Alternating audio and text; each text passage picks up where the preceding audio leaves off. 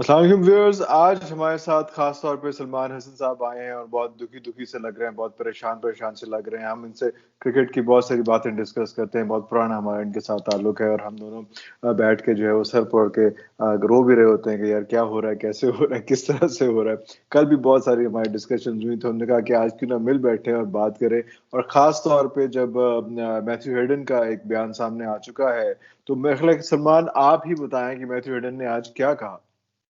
बहुत शुक्रिया इरफान साहब आपका। और I am glad to be here with you. और काफी अरसे के बाद हम एक साथ जो है वो एक टीम की तरह मौजूद हैं, क्योंकि आपके साथ वाकई जो हमने दुनिया टीवी में काम किया था दैट वाज मार्वलस। और मेरा ख्याल ये है कि आज अब जो चैनल्स काम कर रहे हैं ये अब कर रहे हैं और हम तब कर चुके थे बहुत अरसे पहले। तो बड़ा अच्छा वो एक्सपीरियंस रहा। पॉइंट पर वापस आते हैं जो आपने अभी जिक्र किया। आपने कहा कि जी मैथ्यू हेडन साहब जो हैं वो क्या फरमा रहे हैं। तो मैथ्यू हेडन साहब जो हैं उन्होंने आज एक वर्चुअल प्रेस कॉन्फ्रेंस की, और उस वर्चुअल प्रेस कॉन्फ्रेंस में उन्होंने जाहिर है एक तरह से उनका ये पहली एक इंटरेक्शन थी। और वर्ल्ड कप से पहले बड़ा मैच है पाकिस्तान इंडिया का, उससे पहले ज़ाहिर है सब एक्सपेक्ट कर रहे थे। और फिर ऐसे वक्त में जब दो वार्म अप मैचेस पाकिस्तान खेल चुका है, उसमें से एक पाकिस्तान जीता वेस्ट इंडीज से, एक हारा। और बड़ा सख्त मुकाबला तो किया पाकिस्तान ने, लेकिन अगर हसन अली 22 रन ना देते आखिरी ओवर में तो शायद मे बी हम ये मैच जीत जाते। लेकिन जाहिर है कुछ चीजें हैं जिसका उन्होंने जिक्र किया है पान साहब। और वो है एक सबसे इम्पोर्टेंट जो अच्छा, बात थी। आपने फिर दिल दुखा देने वाली बात कर दी बीच में। सॉरी, आपकी बात काट रहा हूँ। हसन अली के 22 रन नहीं थे, वो आखिरी 3 ओवर में 50 रन थे टोटल। आखिरी 3 over. Anyway death overs 50 run nobody can afford. बड़ी से सुनोगे बड़ी टीम अफोर्ड नहीं कर सकती। ये वाली बात है ना। करते हैं, आगे बढ़ते हैं। और आगे बड़ा हाँ, एक जगह पढ़ अब रहा था। आगे क्या।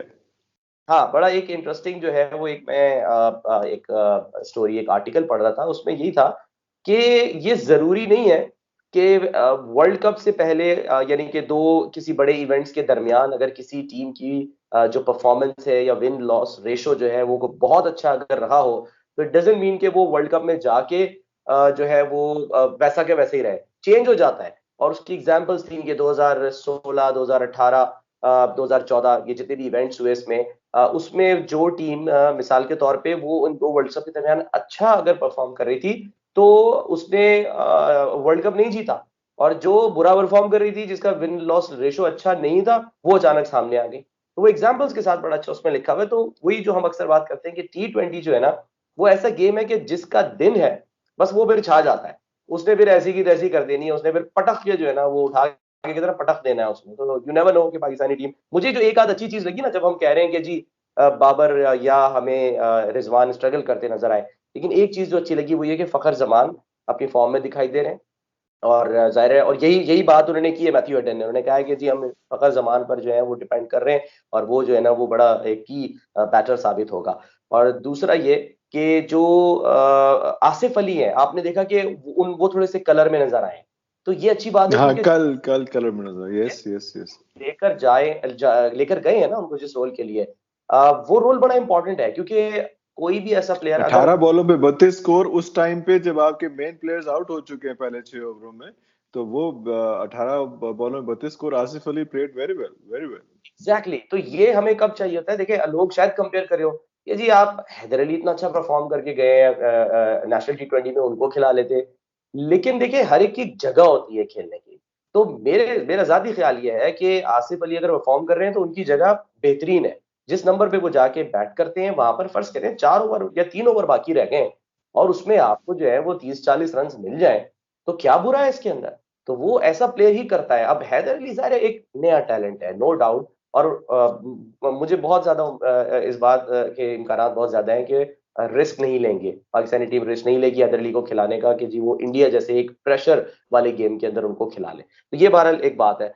वापस आते हैं। अच्छा, एक मुझे एक बड़ी एक अजीब सी बात लगी है, आप भी सुनकर हैरान होंगे कि मैथ्यू हेडन, जिन्हें आपको याद होगा रमीज राजा ये कहकर लेकर आए थे कि जी ये क्योंकि ज़ाहिर है एग्रेसिव प्लेयर है, और बड़ा इन्होंने ऑस्ट्रेलिया के लिए जबरदस्त परफॉर्म किया, और बड़ा जिसे कहना कि एक दिलेर प्लेयर जिसे कहते हैं कि दिलेर प्लेयर है।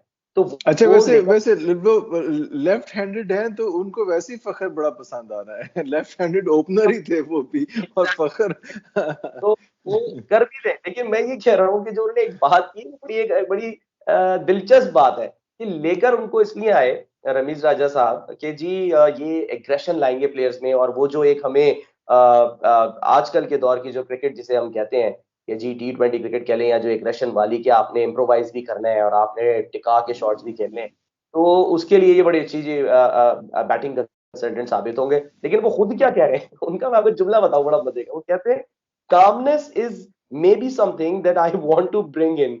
ठीक है, तो जो एग्रेशन जिसको लानी है कि मुझे इस टीम के अंदर, ठीक है, जो पहले ही बेचारी अंडर द इन्फ्लुएंस ऑफ टुक टुक रही है, ठीक है, उसको कह रहे हैं कि जी अब इसको इसके मैं कामनेस लेकर आऊं। I mean in a sense, in a way he is right कि ठीक है जी ये प्रेशर वाला गेम है, तो इसमें आपने अपने असाब पे काबू रखना है, काम रहना है, ठीक है ना। अच्छा, काम काम वो काम। कामनेस वो दूसरी वाली वो है नहीं है उसमें, मतलब मिसबा वाली कामनेस नहीं है।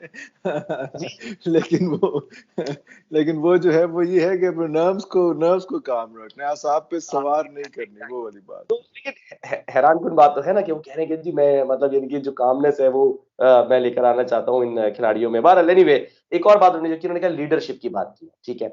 इरफान साहब लीडरशिप नो डाउट इसमें इंपॉर्टेंट होगी, और उन्होंने लीडरशिप की जब बात की ना मैथ्यू हेडन ने, तो उन्होंने मिसालें किसकी दी हैं आप ये चेक करें। वो कह रहे हैं MS धोनी को देखो, ओवेन मॉर्गन को देखो, ठीक है।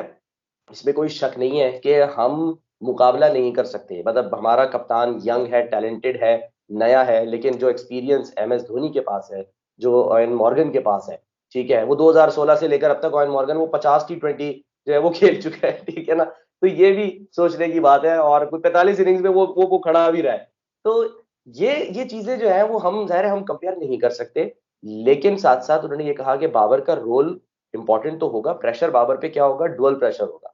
एक तो एज ए कैप्टन, और as a key player, as a premier batter, कि उसने जो है वो परफॉर्म करना है। क्योंकि अगर वो टॉप ऑर्डर में आ रहे हैं ना बाबर आजम, कोई लोअर ऑर्डर में तो नहीं है या मिडिल ऑर्डर में तो नहीं है, तो टॉप ऑर्डर में अगर एक बंदा आ रहा है तो वो वहां से इमारत खड़ी होना शुरू होती है, बुनियाद अच्छी होगी तो इमारत अच्छी होगी। तो इस पॉइंट ऑफ व्यू से बहरहाल उन्होंने यही कहा है कि जी ये जो एक डॉग फाइट सिचुएशन होने जा रही है ना, जो ये जो मैच है इसको बाकायदा उन्होंने कहा है कि इट्स डॉग फाइट मैच, तो ये वाकई सही कहा है, घुमसान का रन है, हम सब समझते हैं। उन्होंने ये कहा जी एशेज से बड़ा ये, और ये मैथ्यू हेडन पहले आदमी नहीं है, से पहले बहुत सारे सब लोग यही कह चुके हैं, खासकर जो कि मीडिया जो गुरुज हैं वो तो ये कह चुके हैं कि भाई जितना पैसा, जितना यानी कि जो मार्केटिंग और जितनी जो शशके जिसे हम कहते हैं वो पाकिस्तान इंडिया सीरीज में होती है, वो एशेज में नहीं होती है, वो बात। नहीं होती है। और ये मैं अभी अभी विराट की का देख रहा था इंटरव्यू, विराट भी कह रहा था कि भाई हम will take it just another match. हालांकि उनके अपने मुल्क में भी जो है वो जितने कमर्शियल्स बन रहे हैं, जो कुछ बन रहा है, वो सिर्फ इस पहले मैच को फोकस करके हो रहा है। वो बाकी टूर्नामेंट तो बाकी पड़ा हुआ है, वो सिर्फ उसी को फोकस करके हो रहा है। ये मीडिया पर चलाने के लिए, बताने के लिए ये है। I am sure Virat Kohli के जहन में भी दिन रात जो है ना वो बाबर आजम, रिजवान, फखर जमान, रिजवान वो स्ट्रेस होगा उसमें, और अब तो आसिफ भी होगा, और शोएब तो खैर, शोएब तो है ही है, और यस, अब तो आसिफ आसिफ भी होगा। और खास तौर पे जो है वो अपने सालों की पिटाई बड़ी जबरदस्त करते दो हैं। हाँ, और वो दो दामाद है ना, अब तो हसन अली भी है और ये शोएब भी है। तो ये एग्जैक्टली, मसला भी आएगा उनका उसमें। तो ये बड़ी एग्जैक्टली। ऑड सिचुएशन आ रही है। लेकिन उन्होंने साथ मैथ्यू हेडन ने, आप शायद अभी कंटिन्यू करेंगे तो आप शायद बताएंगे कि, लेकिन उन्होंने इंडियन बैटर्स के बारे में भी इंपॉर्टेंट बात की। ओ उन्होंने यस, उनके बारे में भी जी। जिनको उन्होंने कहा है कि मैंने इनको जवान होते देखा है। ये बड़ी जबरदस्त, मैंने इनको बड़े होते देखा है। और उनमें से एक है ऋषभ पंत, और दूसरे के राहुल। इन पर उन्होंने कहा है कि ये जो है ना, ये किसी भी ओपोनेंट की जो बॉलिंग लाइन है ना उसको तहस नहस कर सकते हैं। और इसकी एग्जांपल्स हमें जो है वो मिलती हैं पिछले जो टूर्नामेंट्स हैं, खासकर IPL वगैरह के अंदर भी, कि वाकई बड़ी जबरदस्त परफॉर्मेंसेज रही हैं। अच्छा, ओवेन मॉर्गन और धोनी से मुतालिक उन्होंने जो एक बात की ना वो बड़ी इंपॉर्टेंट है। उन्होंने ये कहा कि देखिए लीडरशिप की उन्होंने जो मिसाल दी है कि लीडरशिप इंपॉर्टेंट क्यों रही, कि MS धोनी और ओवेन मॉर्गन उस तरह से जिसके पे वो कैपेबल है, वो उस तरह से परफॉर्म नहीं कर सके अभी लास्ट सीजन के अंदर जो वो कर सकते थे। लेकिन इसके बावजूद उन्होंने क्या किया कि भरपूर तरीके से लीड किया अपनी टीम को, आखिर तक पहुंचाया। ये बड़ी इंपॉर्टेंट बात है। तो अगर आप खुद परफॉर्म नहीं भी कर रहे ना, तो आपने लेके चलना है। इसकी एक छोटी सी एग्जांपल जो है वो मैं ये देके आपको आगे चलता हूँ कि इमरान खान साहब जो है वो ठीक है ऑलराउंडर थे 92 वर्ल्ड कप में, लेकिन फाइनल मैच में आपको याद होगा कि लीडरशिप क्या होती है। अब मैं उनका एज ए क्रिकेटर तो मतलब यानी कि अगर हम क्रिकेट की बात करें तो उनका बहुत बड़ा फैन हूँ। प्राइम मिनिस्टर की बात करेंगे तो उसके लिए फिर आपको अलग शो करना पड़ेगा, ठीक है। तो लेकिन क्रिकेट में मुझे आज तक वो याद है उनकी स्ट्रेटेजी कि जब आपको याद होगा कि पहली जो है वो विकेट गिर गई थी तो इमरान खान ने खुद को एलिवेट किया था और 1 डाउन आ गए थे वो फाइनल में इंग्लैंड के खिलाफ। और पाकिस्तान ने उस वक्त टुक टुक करते हुए, ठीक है, 31 ओवर में 100 रन बनाए थे इरफान साहब। मुझे याद है, मेरे जहन में बिल्कुल जहन नशीन है। 31 ओवर में 100 बनाए थे और फिर बाकी के जो 19 ओवर थे उसमें 149 रन बनाए। तो ये स्ट्रेटेजी थी इमरान खान की और वो आराम से खेल के उन्होंने जो है वो बिल्डअप किया था मोमेंटम को, पार्टनरशिप बिल्ड की उन्होंने, जावेद मियांदाद ने उनका बड़ा साथ दिया। तो ये जो पार्टनरशिप थी पता नहीं शायद 71 रन उन्होंने बनाए थे, मुझे एग्जैक्टली अब ये याद नहीं है। लेकिन आप देखें कि ये होती है लीडरशिप कि आपने फिर मैच को लेके चलना है। और शायद यही वजह है कि कुछ एक दो जो सीनियर खिलाड़ी है ना, मोहम्मद हफीज और आपके शोएब मलिक, इनको लाने की भी यही एक वजह है कि शोएब मलिक और हफीज जो है वो सीनियर प्लेयर हैं। और उनकी तारीफ की है by the way Matthew Hayden ने मोहम्मद हफीज की, कि जो विजडम मोहम्मद हफीज के पास है, जो एक्सपीरियंस उनके पास है। जो मर्जी हो जाए, आपके पास जितने नए खिलाड़ी है, एग्रेसिव खिलाड़ी हो, लेकिन आपको जो एक्सपीरियंस है उसकी जरूरत लाजमी पड़ती है। और आपको प्रोफेसर तो चाहिए होता है। यस, बिल्कुल वो बड़ा जरूरी होता है। ये जो है मैथ्यू हेडन जो है वो आज उन्होंने, मैं कुछ मतलब यानी कि देख रहा था, उन्होंने बड़ी अच्छी मतलब गुफ्तगू उनकी बड़ी अच्छी रही है। और साथ साथ उनको अच्छी तरह पता है कि पाकिस्तान टीम जो है वो जिसे कहते हैं ना कि अचानक कुछ भी करने की कैपेबल है, ठीक है। और मेरा ख्याल है कि बहुत ज्यादा हमें परेशान नहीं होना चाहिए, इतने कोई बुरे हालात नहीं है ये। हमने अगर वो किया है उस वक्त तो हमने 189 186 स्कोर भी मारा है, तो ऐसा कोई मसला नहीं है। ऐसे कोई इतना कोई खान साहब वाला जो है वो घबराना नहीं है, इतना कोई नहीं, मसला नहीं है। 2 दिन बाद इंशाल्लाह जो है अच्छे तरीके से। और हम चीज जब ये जो दुबई में हो रहा है ना, आपके जो मैचेस होंगे यूएई में, इसमें आप ना बहुत हाई स्कोरिंग मैचेस एक्सपेक्ट ना करें।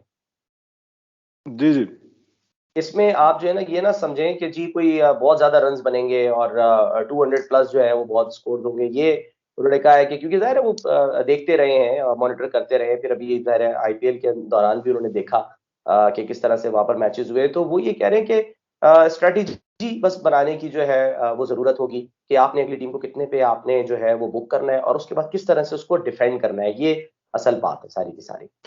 सलमान, आपके वक्त का बहुत ज्यादा शुक्रिया। और हम आपको बार बार तंग करते रहेंगे जब तक ये वर्ल्ड कप है। मेरा ख्याल है अगली बार 24 तारीख के बाद हम जो है जरा अच्छे अच्छे खिल के बैठ के बात करेंगे इंशाल्लाह। बहुत शुक्रिया इंशाल्लाह। आपका। Thank you, thank thank you, you. Thank you.